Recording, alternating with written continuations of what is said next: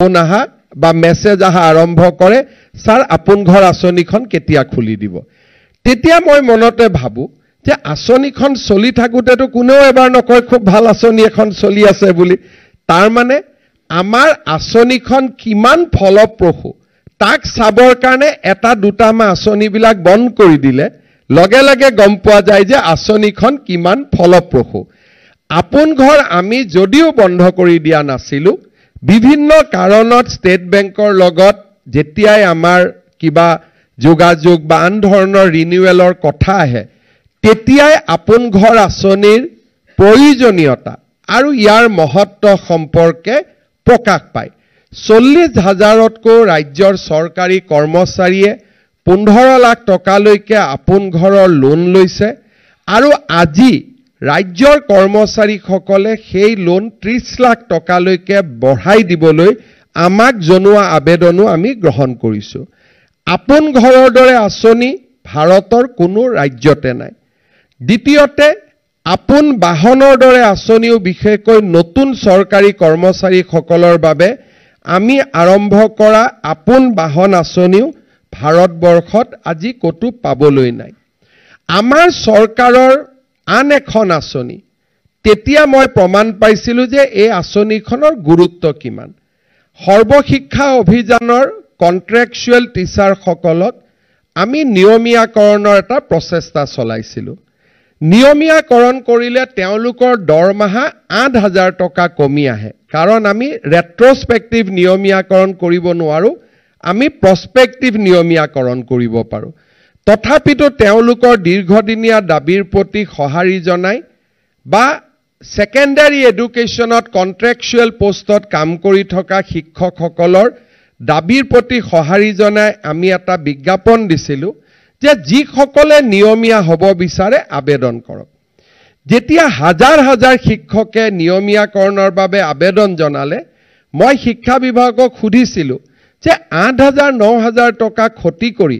মানুহে কিয় চৰকাৰত আহিব খুজিছে, কাৰণ সৰ্বশিক্ষাটোত আমি একেই দৰমহা দি আছিলো। এখন আঁচনিৰ কথা সকলোৱে একেমুখে কৈছিলে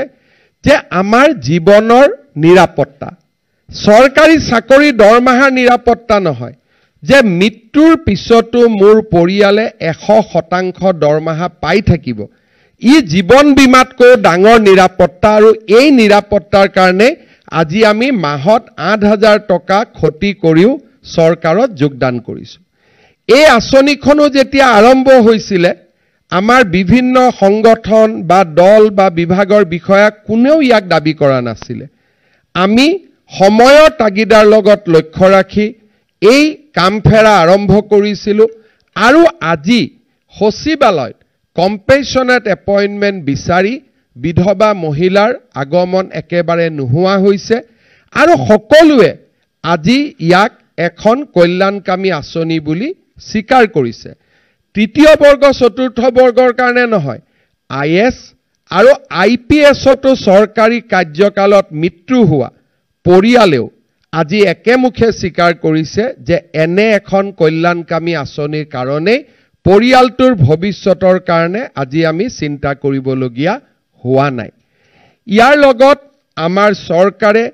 কেইবাটাও মুখ্যমন্ত্ৰী লোকসেৱা আৰোগ্য যোজনা, চৰকাৰী কৰ্মচাৰীসকলৰ দাবী আছিলে যে কেছলেছ ট্ৰিটমেণ্ট হ'ব লাগে। আজি আমি মেদান্ত হস্পিটাল, গুৱাহাটী চিকিৎসা মহাবিদ্যালয় আমি নেট বঢ়াই লৈ গৈ আছো। এই বছৰৰ ভিতৰতে মুখ্যমন্ত্ৰী লোকসেৱা আৰোগ্য যোজনাই কেছলেছ এটা যি ৰূপ পাব লাগে, সেই ৰূপলৈ আজি গতি কৰি আছে আৰু চৰকাৰী কৰ্মচাৰীসকল তাত বিশেষভাৱে সহায় হ'ব। কন্ট্ৰেকচুৱেল কৰ্মচাৰীৰ কথা কোনেও চিন্তা নকৰিছিল। আমি ৰাজ্য চৰকাৰে সিদ্ধান্ত লৈছো যে কন্ট্ৰেকচুৱেল টিচাৰেও ফ্ৰী মেডিকেল ৰিইম্বাৰ্সমেণ্ট পাব। তেওঁলোকেও আজি আমাৰ চৰকাৰৰ আন সাধাৰণ কৰ্মচাৰীৰ দৰে মুখ্যমন্ত্ৰী লোকসেৱা আৰোগ্য যোজনাৰ যোগেদি সুবিধা লাভ কৰিব। আজি যেতিয়া আমি চৰকাৰত আছো, প্ৰত্যেকটো কথাই আমি শুনিবলৈ চেষ্টা কৰিছো। কোনোবাই আহি কৈছে জুনিয়ৰ ইঞ্জিনিয়াৰসকলৰ প্ৰমোচন হোৱা নাই বহুত বছৰ, আমি কৈছো ঠিক আছে আমি পাৰ্সনেল পোষ্ট ক্ৰিয়েট কৰিম আপোনালোকক ট্ৰান্সফাৰৰ আমি সুবিধা কৰি দিম আজি কোনোবাই আমাক আহি কৈছে যে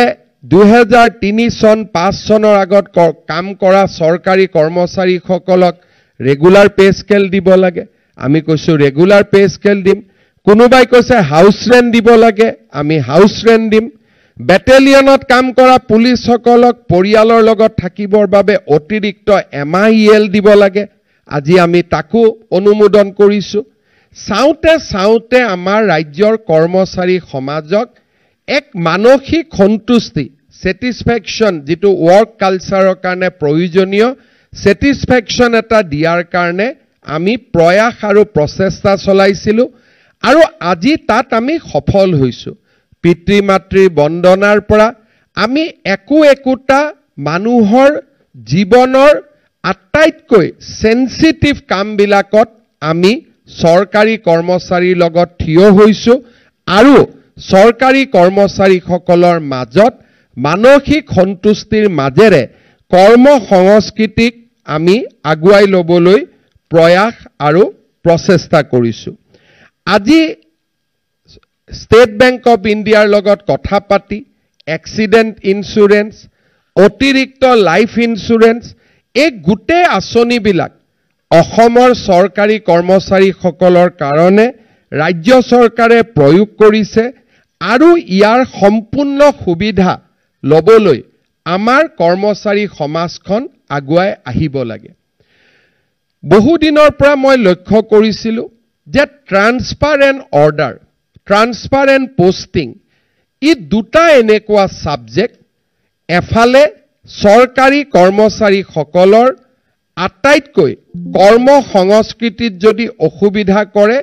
ট্ৰান্সফাৰ আৰু পোষ্টিং এই শব্দ দুটাই সৰকাৰি চাকৰিত যোগদান কৰিলো কোনোবাই মোক শিকাই দিলে যে মুখ্যমন্ত্ৰীক দেউতাকৰ ওচৰত যদি মই মুখ্যমন্ত্ৰী তাত পঠিয়াই দিওঁ মই যদি কাৰ্যালয়ত আহো কৰ্মচাৰীসকলে যদি মুখ্যমন্ত্ৰী মন্ত্ৰীৰ ওচৰত অলপ কান্দা মিলা কৰে ট্ৰান্সফাৰ হৈ যায় গতিকে সকলোৱে ইয়াক এটা ফেশন হিচাপে গ্ৰহণ কৰি ললে দ্বিতীয়তে আন এটা বস্তু শিকালে যে নহয় টকা পইচা দিলেও ট্ৰান্সফাৰ হয় আৰু এই দুইটা মৰিচিকাৰ পিছত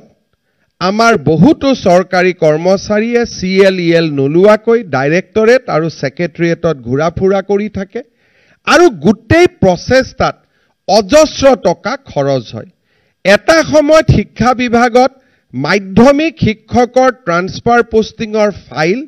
একোটা দিনত মোৰ টেবুললৈকে 200 পৰা 250 আহিছিল আৰু তলত থকা কৰ্মচাৰীসকলে মহা আনন্দৰে তাক পুটাপ কৰিছিল আন ফাইল পুটাপ নহয় ট্ৰান্সফাৰ অৰ্ডাৰৰ ট্ৰান্সফাৰ সুন্দৰভাৱে পুটাপ হয় আৰু মই শব্দটো কৈছো মহা আনন্দৰে পুটাপ হয় সিদ্ধাৰ্থ ভট্টাচাৰ্য ডাঙৰীয়াই শিক্ষা মন্ত্ৰী এৰি দিয়াৰ পিছত মই যেতিয়া এবাৰ শিক্ষা মন্ত্ৰীৰ দায়িত্ব লৈছিলো মই প্ৰায় 250 ট্ৰান্সফাৰ পোষ্টিংৰ ফাইল উত্তৰাধিকাৰী সত্তে মোৰ টেবুললৈ আহিছিল আৰু যিদিনাখনে মই আহি চিন বুলি ফাইলবোৰ পঠাই দিলো কোনো মোক এবাৰো ৰিকুৱেষ্ট কৰিব নাহিলে যে কৰি দিব লাগে যিদিনাখনে মই এটাও ফাইলত খালি চিন লিখি মই নুচুৱাকৈ চিন লিখি 250 ফাইল উভতাই দিলো জোৰ ফাইল যত যেনেকে গল তেনেকে থাকিল কোনো প্ৰশ্নও নাই উত্তৰো নাই তাতে শেষ হল তাৰ মানে বহু শিক্ষকে ট্ৰান্সফাৰো বিচৰা নাছিল তেওঁলোকক খবৰ দিয়া হৈছিল যে আমি আপোনাৰ কামটো কৰাই দিব পাৰো আৰু এক প্ৰকাৰ এনেকুৱা ধৰণৰ চক্ৰ এটা কম বেছি পৰিমাণে জাগ্ৰত হৈ উঠে হি অসম পুলিচৰ হেডকোৱাৰ্টাৰ হক PCCFৰ কাৰ্যালয় হক হেলথ ডিপাৰ্টমেণ্টতে হক এডুকেশ্যন ডিপাৰ্টমেণ্টতে হক আৰু যিসকলে আন কাম কৰি ভাল পায় তেওঁলোকৰ কাৰণে ই এক যন্ত্ৰণালৈ পৰিৱৰ্তন হৈছিল যিসকলে সঁচা অৰ্থত তেওঁলোকে বাজেটৰ কাম কৰিব লাগে বেলেগ কাম কৰিব লাগে কিন্তু তেওঁলোকৰ কাৰণেও ই এটা যন্ত্ৰণাত পৰিণত হৈছিল শিক্ষা বিভাগত ইয়াক মই মন্ত্ৰী থাকোতে আৰম্ভ কৰিছিলো যে আমি মিউচুৱেল ট্ৰান্সফাৰ কম্পিউটাৰৰ জৰিয়তে যদি আমি কৰো তাত আমি কিমান আমি সফল হ'ব পাৰো যোৱা প্ৰায় 7টা বছৰ আমি নিৰন্তৰভাৱে এডুকেশ্যন ডিপাৰ্টমেণ্টত বছৰত এবাৰ মিউচুৱেল ট্ৰান্সফাৰৰ সুবিধা কৰি আছিলো আৰু মিউচুৱেল ট্ৰান্সফাৰ আমি কৰা নাছিলোঁ আজি আপোনালোকে যেনেকৈ দেখিছে যে তেওঁলোকৰ ট্ৰান্সফাৰ পোষ্টিঙৰ প্ৰাৰম্ভিক এপ্ৰুভেল হোৱাৰ পিছত কম্পিউটাৰে পেয়াৰ সিলেক্ট কৰি দিয়ে আৰু আজিও ইয়াত যিসকলে ইয়াত আহি পেলাই নাম ট্ৰান্সফাৰ অৰ্ডাৰ লৈছে ইজনে সিজনক ব্যক্তিগতভাৱে চিনি নাপায় পিছত হয়তো পেয়াৰটো হোৱাৰ পিছত কোনোবাই যদি টেলিফোন কৰি খা খবৰ লৈছে বেলেগ কথা আদাৰৱাইজ যেতিয়ালৈকে পেয়াৰটো কম্পিউটাৰত এষ্টাব্লিছ হোৱা নাই তেতিয়ালৈকে তেওঁলোকৰ মাজত ব্যক্তিগত কোনো চিনা পৰিচয় নাছিলে শিক্ষা বিভাগত এই সফলতাৰ পিছত যোৱা বছৰ মুখ্য সচিব ডাঙৰীয়াৰ লগত মই আলোচনা কৰিছিলোঁ যে ট্ৰান্সফাৰ পোষ্টিঙক আমি সম্পূৰ্ণভাৱে না পলিটিচিয়ানৰ হাতত থাকিব লাগে না সিনিয়ৰ অফিচাৰৰ হাতত থাকিব লাগে না বিভাগৰ মন্ত্ৰীজনৰ হাতত থাকিব লাগে ইয়াক আমি স্বচ্ছতালৈ লৈ যাব পাৰো নে নোৱাৰো স্বাগত সতীৰ্থ পোৰ্টেল এই চিন্তাৰে ফসল আছিল নো ডাউট আমাৰ ৰিক্ৰুটমেণ্ট ৰুলছ আৰু বহুত বিধিৰ কাৰণে আমি আৰু যিমান কৰিব লাগে কৰিব নোৱাৰো কাৰণ আমাৰ চৰকাৰত এতিয়াও ষ্টেট ৱাইজ ৰিজাৰ্ভেশ্যনৰ পৰিৱৰ্তে district wise office wise reservation হৈ থকাৰ কাৰণে ৰোষ্টাৰ পইণ্টক চাবলগীয়া হোৱাৰ বাবে ষ্টেট ৱাইজ মেৰিট লিষ্ট নথকাৰ বাবে ডিভিজন ৱাইজ মেৰিট লিষ্ট থকাৰ বাবে আজি আমি সিনিয়ৰিটি জুনিয়ৰিটিৰ আদি বহুত চিন্তা কৰি আমি যিমানটো এগ্ৰেছিভলি ইয়াক কৰিব লাগে আমি কৰিব পৰা নাই কিন্তু কেইবাটাও নিয়ম শিথিল কৰি দিয়াৰ পিছত আজি আমি ৯,০০৪টা ট্ৰান্সফাৰ অৰ্ডাৰ কৰিব পাৰিছো ধৰি লওক এই ৯,০০০ ট্ৰান্সফাৰ অৰ্ডাৰত কোনেও কতো পইচা লোৱা নাই ডাইৰেক্টৰেটতো লোৱা নাই সেক্ৰেটাৰিয়েটতো লোৱা নাই কিন্তু ৯,০০০ ট্ৰান্সফাৰ পোষ্টিঙৰ কাৰণে এভাৰেজ যদি কৰ্মচাৰীজনে সবাৰ দিছপুৰ বা গুৱাহাটীত আহিব লাগিলহেঁতেন তেওঁ একো নকৰিলেও ২০ৰ পৰা ২৫,০০০ টকা খৰচ কৰিব লাগিলহেঁতেন আৰু কাৰোবাক যদি ফাইলটো আগুৱাই দিবলৈ টকা পইচা দিয়াৰ প্ৰয়োজন হ'লহেঁতেন সি ৫০,০০০ৰ পৰা ১,০০,০০০ টকালৈকে এই গোটেই খৰচটো কৰিবলগীয়া হ'লহেঁতেন আজি এই ৯,০০০ ট্ৰান্সফাৰৰ জৰিয়তে অতি কমেও ২৫,০০০ টকাৰ ৱেষ্টেজ কোনোবাই লৈছে বুলি মই কোৱা নাই ২৫,০০০ ইনটু ৯,০০০ আমি আজি ৱেষ্টেজ কমাব পাৰিছো আৰু কৰ্মচাৰীসকলেও বুজি পাইছে যে ইয়াত হিউম্যান ইন্টাৰফাৰেন্সৰ কথা একো নাই আমি যদি পেয়াৰ পাওঁ আমাৰ ট্ৰান্সফাৰ হ'ব আৰু পেয়াৰ যদি নাপাওঁ আমাৰ ট্ৰান্সফাৰ নহ'ব কৰ্মচাৰীসকলক স্পষ্ট সিগনেল দিয়া ই খুবেই প্ৰয়োজন নহলে এজন কৰ্মচাৰীয়ে শ্ৰীভূমিত কাম কৰিব গৈছে এটা সুটকেছ লৈ কাম কৰিব গৈছে কাৰণ সদায় মনত চিন্তা যে মই ট্ৰান্সফাৰ লম কিন্তু এতিয়া তেওঁলোকে বুজি পাইছে যে নহয় এই পোৰ্টেলটো এইবাৰ ওলালে আৰু অহা বছৰ ওলাব গতিকে এই অবছৰ মোৰ ট্ৰান্সফাৰ পোষ্টিঙৰ কথা নাই লৰা ছোৱালীক এই বছৰটো আমি ইয়াতে এডমিশন দিব লাগিব যিটো চৰকাৰী কাৰ্যালয়ত অতিথিৰ দৰে যিটো অফিচ কৰাৰ যিটো নিয়ম হি আজি বহু পৰিমাণে এই প্ৰক্ৰিয়াৰ দ্বাৰা নোহোৱা হ'ব মই আজি আমাৰ জিএডি ডিপাৰ্টমেণ্ট বীৰেন্দ্ৰ মিত্তল আৰু তেওঁৰ টিম মুখ্য সচিব ডাঙৰীয়াক ধন্যবাদ জনাইছো যে ভাৰতৰ ভিতৰতে ই এটা প্ৰথম প্ৰয়োগ অলপ পিছত আপোনালোকে চাব যে মানুহ লৰা ছোৱালী কিমান আগ্ৰহী এতিয়া যদি মই চাব দিও ৯,০০০ ট্ৰান্সফাৰটা লৈ ললে কি জানি সবে ডাউনলোডে কৰি ললে বাই নাও যেতিয়ালৈকে মোৰ বক্তব্য শেষ নহয় কিয় এতিয়া ইয়াক আমি কেনেকৈ আগুৱাই লৈ যাম নেক্সট ফেজত যেতিয়া এডিআৰই ৰিক্ৰুটমেণ্ট হ'ব তাৰ ২ মাহ পিছত আমি আৰু এটা মিউচুৱেল ট্ৰান্সফাৰ কৰিব দিব পাৰো যাতে আৰু কিছু লৰা ছোৱালীয়ে এই ধৰণে মিউচুৱেল ট্ৰান্সফাৰ ল'ব পাৰে ইয়াৰ লগতে কৰ্মচাৰীসকলৰ আন কথাবিলাকো আমি কেনেকৈ টেকনলজি দি কৰিব পাৰো কাৰোবাক সিএল লাগে সিএলখন কাৰ্যালয়ত লগ বা নলগ নিয়ম আছে যে এখন কাগজত বিশেষকৈ মই যেতিয়া হেলথ ডিপাৰ্টমেণ্টত আছিলো তেতিয়া মেডিকেল কলেজৰ প্ৰিন্সিপাল সকলৰ লগত কেজুৱেল লিভৰ এপ্লিকেশ্যন মজুদ থাকে মই যেতিয়া গমুক ডক্টৰ কিয় নাই তেওঁ কেজুৱেল লিভৰ কাগজখন উলাই দিয়ে কিন্তু ময়ো উকিল আছিলো গতিকে মই মাজে মাজে দেখো যে ডেটটো নাই তেতিয়া মই কওঁ যে ডেট নোহোৱা এখন কি এপ্লিকেশ্যন তাৰ মানে এই ধৰণৰ কথাবিলাক কৰাৰ কাৰণে কেজুৱেল লিভ আমি কিয় মানুহৰ ওচৰত আবেদন দিব লাগে এখন পোৰ্টেল থাকিব পোৰ্টেলত ঢালি দিয়ক যিদিনাখনে 10 দিন পুৰা হৈ যাব পোৰ্টেলৰ নুলুৱা হৈ যাব লেঠা শেষ কোনো অফিচাৰক পোৰ্টেল তাৰ কাৰণে কিমান ডিপি হয় কিমান অত্যাচাৰ হয় যে সময়ত কেজুৱেল লিভখন দিছিল নে নাই দিয়া দিব পাহৰিলো নাই দিয়া যে ঘৰৰ পৰা আহিব পৰা নাই কোনো দৰকাৰ নাই টেলিফোনটো উঠালো ধুনিয়াকৈ কেজুৱেল লিভৰ ডিপাৰ্টমেণ্টত গলো কৰ্মচাৰীজনৰ আইডি নম্বৰ লিখা আছে আইডিটো টাইপ কৰিলো আইডিত মোৰ ফৰ্মখন আহি গল মই কেজুৱেল লিভৰ এপ্লিকেশ্যনখন মাৰি দিলো মোৰ 10 দিন হৈ গল কাৰো লগত কাৰো কোনো কথা নাই এই ধৰণে আমি কৰ্মচাৰীসকলৰ গোটেই ব্যৱস্থাটো টেকনলজিৰ ওপৰত যদি আমি লৈ যাব পাৰো আজি ইয়াতে স্বাগত খতিথ এটো portal hall this is a permanent portal এজন কৰ্মচাৰীয়ে 3 বাৰ জীৱনত সুবিধা পাব প্ৰথম এবাৰ এতিয়া এই পোৰ্টেলটো চালেই না ফাইল চাব লাগিব না কাগজ চাব লাগিব লগইন থাকিব সকলোৱে চালে হল আৰু অহাবাৰ যেতিয়া কোনোবাই ইয়াৰ সুবিধা লোৱা কৰ্মচাৰীখিনিয়ে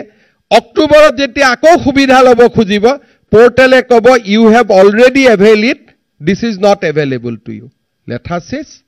কোনো ইয়াতে মানুহৰ কোনো কথাই নাই মানুহৰ ওচৰত আহিব নালাগে কথা পাতিব নালাগে সিনিয়ৰ জুনিয়ৰৰ মাজত তৰ্কাতৰ্কি নহয় মন্ত্ৰীক লগ কৰাৰ প্ৰয়োজন নহয় সুন্দৰ এটা ব্যৱস্থাৰে চলি থাকিব মই সেইবাবে মুখ্য সচিব ডাঙৰীয়াক অনুৰোধ কৰিম যে কৰ্মচাৰীৰ লগত জড়িত আটাইকেইটা সাবজেক্ট উলিয়াই ল'ব লাগে কেজুৱেল লিভ হয় ইএল হয় কেতিয়াবা গণ্ডগোল হয় যে ইএল লৈছিলো নে নাই লোৱা লিভ এনকেছমেন্ট কৰিব লাগে এই গোটেইবিলাক যদি আমি পোৰ্টেল আৰু সিস্টেম জেনাৰেটেড কৰি দিও তেতিয়ালে সৰকাৰী কৰ্মচাৰীসকলৰ হাইয়েষ্ট লেভেল স্যাটিসফ্যাকশন থাকিব আৰু মানুহে অহা যোৱা দিছপুৰ ডিৰেক্টৰেটত অহা যোৱাৰ পৰিবেশবিলাক নোহোৱা হ'ব বেলেগ কামত আহক কিন্তু যিবিলাক সৰু খুৰা কামত আহে এই কথাবিলাক আমি শেষ কৰিব লাগে বিশেষকৈ আমি এই ধৰণে যদি টেকনলজি দি আগুৱাই যাওঁ তেতিয়ালে মই ভাবো যে অসম এখন মডেল ষ্টেটলৈকে ৰূপান্তৰ হ'ব পাৰে যে এমপ্লয়ী সকলক হাইয়েষ্ট লেভেল অফ স্যাটিসফ্যাকশন দিয়া এখন ৰাজ্যৰ নাম অসম সেই পৰ্যায়লৈকে আমি যাব পাৰো মই আমাৰ সিনিয়ৰ অফিচাৰ সকলক এই ক্ষেত্ৰত চিন্তা চৰ্চা কৰিবলৈ আহ্বান জনাম আৰু যিসকল সৰকাৰী কৰ্মচাৰী আজি মিউচুৱেল ট্ৰান্সফাৰ অৰ্ডাৰ পালে তেওঁলোকক মই অভিনন্দন জনাইছো আৰু যিসকলে পোৱা নাই তেওঁলোকে নৱেম্বৰ ডিসেম্বৰ মাহত আৰু এটা সুযোগ লাভ কৰিব তেওঁলোকক আমি এডিআৰই ৰিক্ৰুটমেন্টৰ পিছত আৰু এটা সুবিধা দিবলৈ যত্ন কৰিম এই সুবিধাখিনি দিব যাওঁতে আমি সাৰ্ভিস ৰুলত থকা ডেফিচিয়েন্সি সমূহ আমি নোটিস কৰিছো মই ভাবো যে roster should be applied on a state basis office department এইবিলাকে মাল্টিপল লিটিগেশনৰ সৃষ্টি কৰে জিএডি ডিপাৰ্টমেন্ট পাৰ্সোনেল ডিপাৰ্টমেন্টে কাম কৰিব লাগে যাতে সকলো এটা মডেল এণ্ড ফৰমেটেড হয় যে আমাৰ ইয়াত ৰিজাৰ্ভেশন ডিৰেক্টৰে চাই কম্পিউটাৰটো মাৰিলে গম পাব যে মোৰ এসসি পোষ্ট কিমান খালি আছে এসটি পোষ্ট কিমান খালি আছে এতিয়া প্ৰত্যেক কথাতে এটা ৰিপৰ্ট বিচাৰিব লাগে আৰু ৰিপৰ্ট আনিবৰ কাৰণে ফোন কৰক কথা পাতক কিন্তু এই গোটেই বিলাক যদি আমি টেকনলজি আৰু ৰুলস বিলাক ৰিপিটেডলি এমেন্ডমেন্ট কৰি আমি যদি এটা মডেল ৰুল বনাব পাৰো তেতিয়াহলে আমাৰ গোটেই সমস্যাবিলাক নোহোৱা হৈ যায় সিনিয়ৰিটি জুনিয়ৰিটিৰ ক্ষেত্ৰত গভৰ্নমেন্টে এখন নিয়ম কৰিব লাগে যে যিসকলে মিউচুৱেল পোৰ্টেলত এপ্লাই কৰে they will not get seniority because it is not in the public interest it is their own interest cabinet memorandum OM কৰি আমি উলিয়াই দিলো একে দিনাই লেঠাটো মৰি গল ইয়াত আৰু সিনিয়ৰিটি হৈ যাব জুনিয়ৰিটি হৈ যাব হিসাব নিকাছৰ কোনো প্ৰয়োজন নাই মই আশা কৰিম যে লাহে লাহে আমাৰ লাইফ সিম্পল হ'ব লাহে লাহে আমি টেকনলজিৰ সুবিধা লৈ এই গোটেই কামবিলাকক আমি স্ট্ৰিমলাইন কৰিম আজি সৰকাৰৰ ডাঙৰ প্ৰচেষ্টা এটা সফল হৈছে আৰম্ভণি হৈছে আৰু মই ভাবো যে ইয়াৰ লগত ট্ৰান্সফাৰ পোষ্টিংৰ যেটো এটা ব্যৱস্থা সেইটো লাহে লাহে নোহোৱা হৈ যাব যিসকলে এই কামবোৰ কৰি ভাল নাপায় তেওঁলোকে হকাহ পাব যিবিলাকে এই কামবিলাক কৰি ভাল পায় তেওঁলোকে মনত অলপ কষ্ট পাব দুইটাই আমাৰ কাৰণে ভাল government will be happy both the way ইয়াৰ পিছত আজি দিনটোত আমি আৰু এটা আঁচনি আৰম্ভ কৰিছো যদি ইয়াত চৰকাৰী কৰ্মচাৰীৰ সম্পৰ্ক নাই আমি আজি আৰু এটা নতুন আঁচনি আৰম্ভ কৰিছো মুখ্যমন্ত্ৰী জীৱন অনুপ্ৰেৰণা আমাৰ ৰাজ্যত বিশেষকৈ কলেজৰ অধ্যাপক অধ্যাপিকা নিযুক্তিৰ বাবে আৰু আন বিভিন্ন কামত গৱেষণা এতিয়া এটা অত্যন্ত প্ৰয়োজনীয় হৈ পৰিছে আৰু মই যেতিয়া চাইছিলো ছাত্ৰ ছাত্ৰীসকলৰ বাবে আমি আৰম্ভ কৰা কেইটামান আঁচনিয়ে ইতিমধ্যে দেশজুৰি স্বীকৃতি লাভ কৰিবলৈ সক্ষম হৈছে নিযুত মইনা এনেকুৱা এখন আঁচনি য'ত ছোৱালীসকলৰ পঢ়াৰ খৰচ ৰাজ্য চৰকাৰে প্ৰায় সম্পূৰ্ণ প্ৰদান কৰে এই বছৰ আগষ্ট মাহত আমি গম পাম যে এইবাৰ ছোৱালীৰ ড্ৰপ আউট কিমান হৈছে কিন্তু প্ৰাৰম্ভিক খবৰ মতে এইবাৰ কোনো ছোৱালীৰে ড্ৰপ আউট হোৱাৰ সম্ভাৱনা অত্যন্ত কম কাৰণ পিজি পঢ়িলে ২৫০০ টকা ডিগ্ৰী পঢ়িলে ১২৫০ টকা আৰু হায়াৰ সেকেন্ডাৰী পঢ়িলে ১০০০ টকাকৈ আমি পাই থাকো কোনোবাই ক'ব ই হিতাধিকাৰী কিন্তু ৰাষ্ট্ৰৰ বাবে আটাইতকৈ সেইজনে হ'ল হিতাধিকাৰী যোনে নাৰী শিক্ষাক আগুৱাই দিব পাৰে পেটত ভোক লৈ কেতিয়াও শিক্ষা সম্ভৱ নহয় যিমানে শিক্ষাবিদে প্ৰচেষ্টা নকৰক কিয় ঘৰত যদি অভাৱ হৈছে ছোৱালীজনীক যদি পঢ়ুৱাবৰ কাৰণে দেউতাক মাকে কষ্ট পাইছে ছোৱালী সংবেদনশীল প্ৰথম দেউতাক মাকৰ কষ্ট অনুভৱ কৰে আৰু তাই প্ৰথমতে অফাৰ কৰে যে কালিৰ পৰা মই কলেজত নাযাওঁ and that's the kind of sensitivity আমাৰ মহিলাসকলৰ থাকে সেইকাৰণে সদায় আমি দেখা পাওঁ যে ড্ৰপ আউটত ছোৱালীৰ ড্ৰপ আউট আটাইতকৈ বেছি নিযুত মইনা আঁচনিখনে আজি ড্ৰপ আউটটো ৰোধ কৰিব পাৰিছে বুলি মই ভাবিছো আগষ্ট মাহত আমি ডেটা পাম বিনামূলীয়া নামভৰ্তিয়ে আমাৰ যদি বিনামূলীয়া নামভৰ্তি নাথাকিলেহেঁতেন অসমত জিআৰ সাংঘাতিক ধৰণে ড্ৰপ হ'লহেঁতেন আজি আমি তাক ইম্প্ৰুভ কৰিব পৰা নাই বাট আমি মেইনটেইন কৰিছো আজি আমাৰ ল'ৰা ছোৱালীক বিনামূলীয়া কিতাপ মিড ডে মিল ইয়াৰ ইম্পেক্টৰ বিষয়ে ইতিমধ্যে বহুত ৰিসাৰ্চ পেপাৰ ওলাইছে আৰু আমি তাক কাৰ্যক্ষেত্ৰত দেখা পাইছো মুখ্যমন্ত্ৰী জীৱন অনুপ্ৰেৰণা এনেকুৱা এখন আঁচনি যোনে অসমৰ চৰকাৰী আৰু কেন্দ্ৰ ৰাজ্যিক বিশ্ববিদ্যালয় সেন্ট্ৰেল ইউনিভাৰ্সিটি হওক ষ্টেট ইউনিভাৰ্সিটি হওক এই দুইখন বিশ্ববিদ্যালয়তে গৱেষণা কৰি থকা ছাত্ৰ ছাত্ৰীসকলক এককালীন ২৫,০০০ টকা আগবঢ়াব আৰু যদি গৱেষণা কৰা ছাত্ৰ ছাত্ৰীজন দিব্যাংগ হয় আমি ৪০,০০০ টকা পৰ্যন্ত আগবঢ়াম স্বাভাৱিকভাৱে প্ৰাইভেট ইউনিভাৰ্সিটিত কাম কৰি থকা আমাৰ যিসকল ছাত্ৰ ছাত্ৰী আছে তাক আমি এই আঁচনিখনৰ তলত সামৰি লোৱা নাই প্ৰাৰম্ভিক তথ্যমতে এই আঁচনিখনৰ জৰিয়তে ৫০ গৰাকী দিব্যাংগ গৱেষক আৰু ১৩০০ গৰাকী গৱেষক ছাত্ৰ ছাত্ৰী উপকৃত হ'ব এই আঁচনিখনৰ আজিৰ পৰা আমি পোৰ্টেল মুকলি কৰি দিছো ১৫ আগষ্টলৈকে পোৰ্টেল খোলা থাকিব ২৫ ছেপ্টেম্বৰৰ ভিতৰত আমি পৰীক্ষা নিৰীক্ষা সম্পূৰ্ণ কৰিম আৰু ১ অক্টোবৰ তাৰিখে যদি দুৰ্গা পূজাৰ বন্ধ নাথাকে মই ডেটটো চোৱা নাই ঠিক পূজাৰ বিজয়া দশমীৰ পিছতে আমি এই আঁচনিখনৰ ধন হস্তান্তৰ কৰিম প্ৰথমবাৰ আমি সকলোকে কভাৰ কৰি লোৱাৰ পিছত পৰৱৰ্তী বছৰত অকল ফ্ৰেছ গৱেষকখিনি এই আঁচনিৰ দ্বাৰা উপকৃত হ'ব আজি আমি অসমৰ ছাত্ৰ ছাত্ৰী কৰ্মচাৰী মহিলা অসমৰ বিভিন্ন যিসকলে স্বাস্থ্যৰ সুবিধাৰ প্ৰয়োজন আজি বহুত বিলাক আমাৰ চৰকাৰখনে ইউনিভাৰ্সাল এপ্লিকেশন আজি আমি কৰিব পাৰিছো আৰু সেই কাৰণে আমাৰ ৰাজ্যত আমাৰ ৰাজ্যৰ বিভিন্ন আঁচনিয়ে আজি জনসমাদৰ লাভ কৰিবলৈ সক্ষম হৈছে। যোৱাবাৰ মুখ্যমন্ত্ৰীসকলৰ সন্মিলনত অসমৰ স্বচ্ছ নিযুক্তি আমি কেনেকৈ এডিআৰই আইন প্ৰণয়ন কৰি গ্ৰেড 3 কমিশ্যন কৰিছিলোঁ, গ্ৰেড 4 কমিশ্যন কৰিছিলোঁ, কেনেকৈ একত্ৰিতভাৱে গোটেই ডিপাৰ্টমেণ্টৰ পৰীক্ষা একেলগে হয় তাক মই প্ৰেজেণ্টেশ্যন দিছিলোঁ।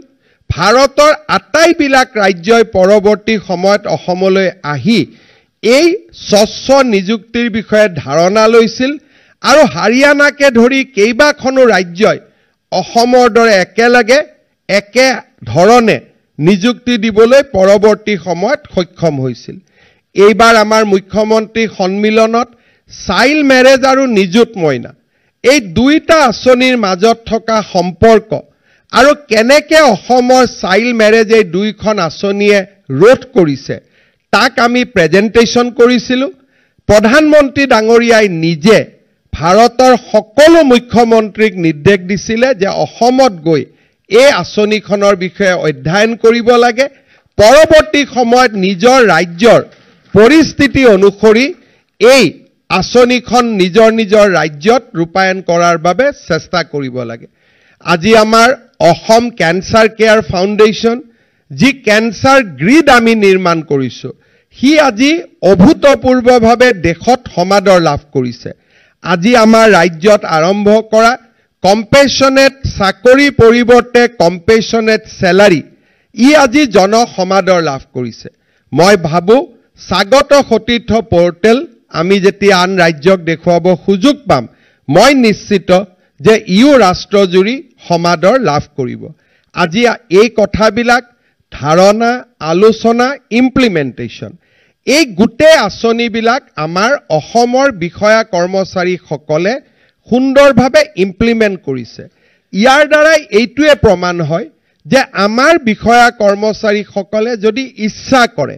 মনত যদি উইল পাৱাৰ থাকে, ইনিচিয়েটিভ থাকে, এনথুথিয়াজিম থাকে, আমি বহুত ভাল কাম কৰি দেখুৱাব পাৰোঁ। আৰু এইবিলাক কামত টকা পইচাৰ প্ৰয়োজন নাই। আজি এই স্বাগত সতীৰ্থ পৰিটো গভৰ্ণমেণ্টৰতো এটকাও খৰচ হোৱা নাই। বহুত কাম আছে যাৰ কাৰণে আমাক টকা পইচাৰ প্ৰয়োজনে নাই। উইদাউট মানি আজি আমি এই কামবিলাক কৰিব পাৰোঁ আৰু যি মানুহক হাইয়েষ্ট লেভেল ছেটিছফেকশ্যন দিব পাৰে। এইবাৰ আমি আৰু এটা টেকনলজিৰ প্ৰয়োগ কৰিম গুৱাহাটীকে ধৰি কেইখনমান চহৰত, যে মানুহে মোবাইলত ফটো তুলি ক'ত ৰাস্তাত গাঁত হৈছে তেওঁলোকে আমাক ফটো তুলি পঠাই দিব আৰু আমি তাক গৈ মেৰামতি কৰি দিম। অৰ্থাৎ যোনে য'ত ৰাস্তাত দেখিছে যে ইয়াত এটা হোল হৈছে, গাঁত হৈছে, ৰাস্তা বেয়া হৈছে, ফটোখন উঠাব লাগে আৰু লগে লগে জিঅ' টেগিং তাতে আহিব, মাত্ৰ এপটোত আপলোড কৰি আমাক পঠিয়াই দিব লাগে আৰু PW ডিপাৰ্টমেণ্টে 7 দিনৰ ভিতৰত গৈ যিটো গাঁত আছে গাঁতটো মাৰি আহিব। সকলোতে আমি কৰিব নোৱাৰোঁ, গাঁৱত কৰিব নোৱাৰোঁ, আৰ্থিক কথা থাকিব, কিন্তু গুৱাহাটী, যোৰহাট, ডিব্ৰুগড়, শিলচৰত ডেফিনেটলি আমি ইয়াক তেজপুৰত ইমপ্লিমেণ্ট কৰিব পাৰোঁ। তাৰো এবাৰ আমি আৰম্ভণি কৰিম আৰু PW ডিপাৰ্টমেণ্টৰো ৰেকৰ্ড হ'ব যে কিমান গাঁত আমি মাৰিছোঁ। তাত আৰু গাঁতৰ সংখ্যা বঢ়াবও নোৱাৰিব, গাঁতৰ সংখ্যা কমাবও নোৱাৰিব। This bring economy to the state and this bring efficiency to the state. গতিকে এনেকৈ আমি বহুত কাম কৰিব পাৰোঁ য'ত ৰাজ্যত ইকনমিও হ'ব আৰু ইকনমিৰ লগে লগে ছেটিছফেকশ্যনো হ'ব। এই গোটেই কথাবিলাক আমি লাহে লাহে টেকনলজিলৈ যাম আৰু যেতিয়া আমি টেকনলজিলৈ যাম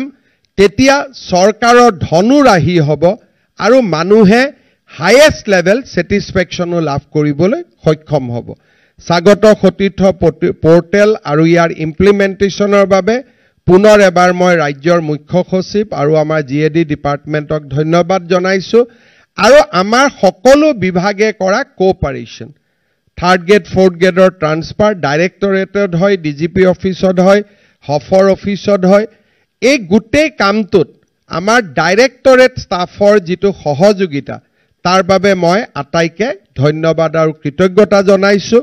আৰু নৱেম্বৰত যাতে আমি আৰু বেছি ইয়াক ইমপ্লিমেণ্টেশ্যন কৰিব পাৰোঁ তাৰ বাবে আৰু আমি প্ৰচেষ্টা ল'ম আজি বন্ধৰ দিনটোত আপোনালোকে আহিলে তাৰ বাবে মই আপোনালোকক ধন্যবাদ দিছোঁ আজি ঈদুত জহা আৰু তাৰ লগে লগে পবিত্ৰ একাদশী গতিকে আজিৰ এই ভাল দিনটোত মই চিফ সেক্ৰেটাৰীক ক'ব খুজিছিলোঁ বন্ধৰ দিন নালাগে পিছত যেতিয়া মই দেখিলোঁ যে একাদশীতকৈ ভাল দিনত ইমান ভাল কাম কৰাৰ বাবে ভাল দিন নাহিব আজি আমি নিৰ্জলা একাদশী বুলি কওঁ আজি আচলতে